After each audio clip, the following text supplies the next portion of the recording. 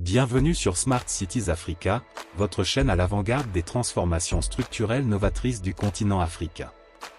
Destinée à être la vitrine d'un tourisme haut de gamme en développement en Côte d'Ivoire, la baie de Cocody a entamé une véritable cure de jouvence à travers son ambitieux programme de sauvegarde et de valorisation, mêlant impératifs environnementaux, assainissement et fluidité routière. Un méga-projet qui contribuera à terme, à l'ambition du pays de se positionner dans le top 5 des destinations touristiques d'Afrique.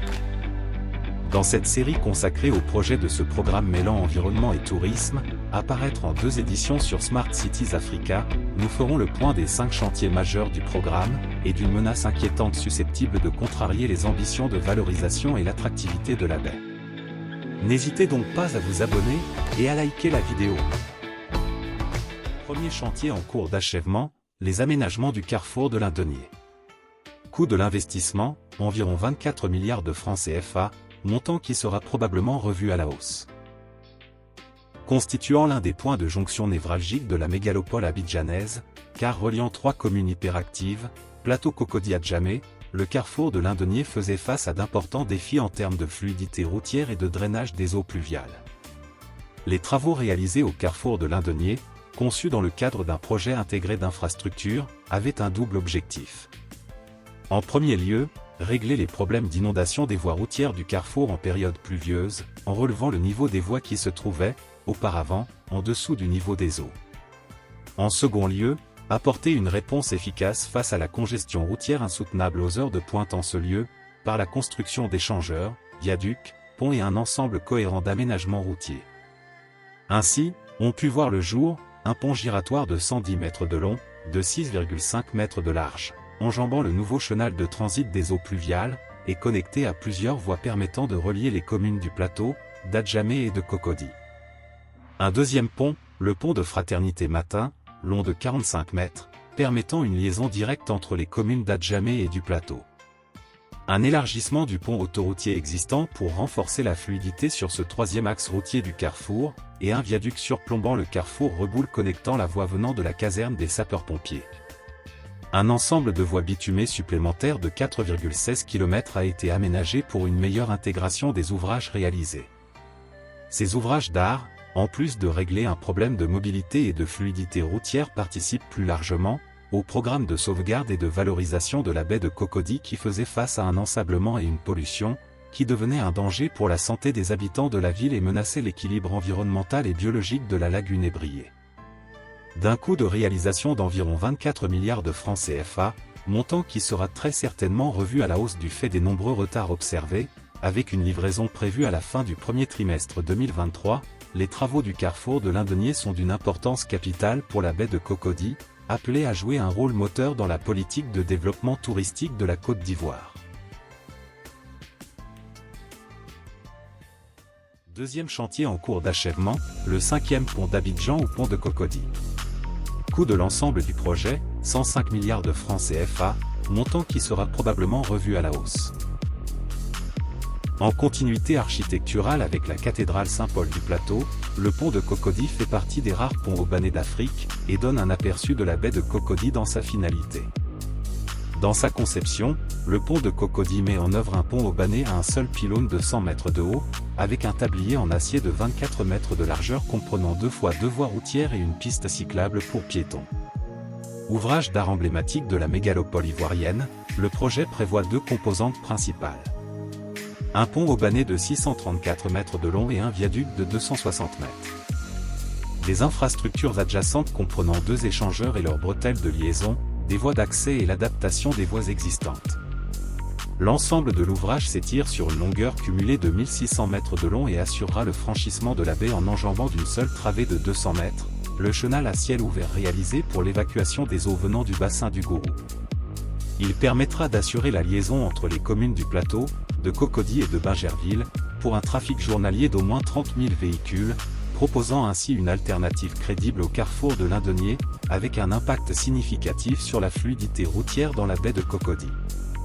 Conçu par l'architecte ivoiro-libanais Pierre Fakouri, concepteur de la plus grande basilique du monde réalisée à Yamoussoukro, en collaboration avec PFO Construction, une entreprise à capitaux ivoiriens, et d'un coût global de 105 milliards de francs CFA, montant qui sera certainement revu à la hausse. Le pont de Cocody est en phase d'achèvement et sera ouvert à la circulation dès avril 2023.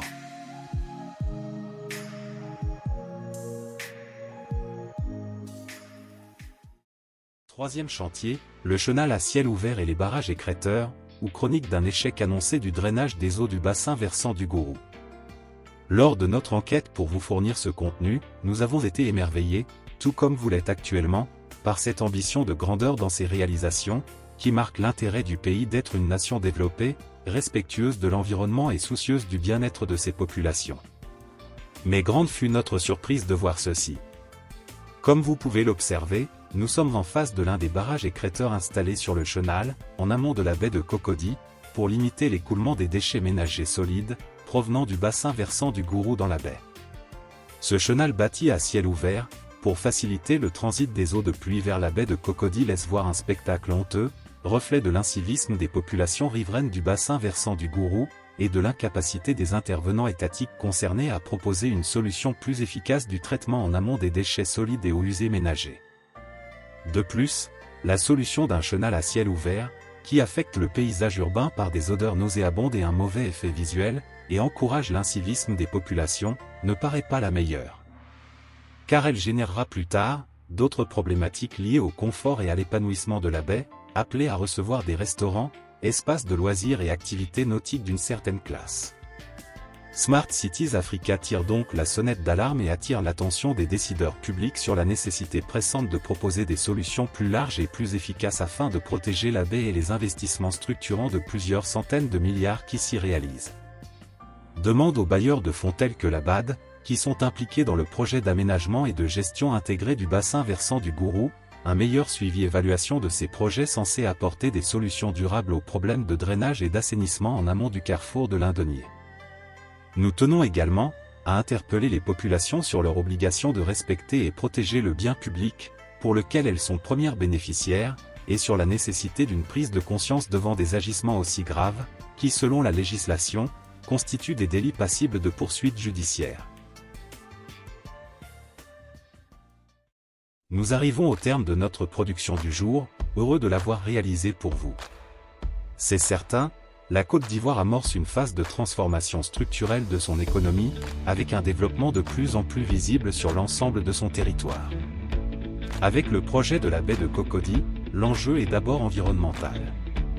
Car de notre avis, l'une des causes de l'ensablement et de la pollution qu'a connue la baie de Cocody autrefois, à savoir le défi du drainage des eaux pluviales causant des inondations au carrefour de l'Indenier, les eaux ménagères qui arrivent sans réel traitement avant de se déverser dans la baie, ne semblent pas avoir été traitées correctement, et constituent une évidente menace pour la réussite du projet de sauvegarde et de valorisation de la baie de Cocody.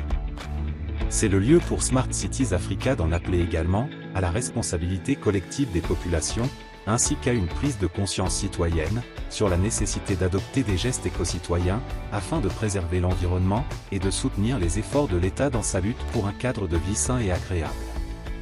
Nous vous remercions pour l'attention accordée et reviendrons pour la deuxième partie de cette série avec les travaux de l'embouchure de Grand Bassam et de la marina les jours à venir. À très bientôt.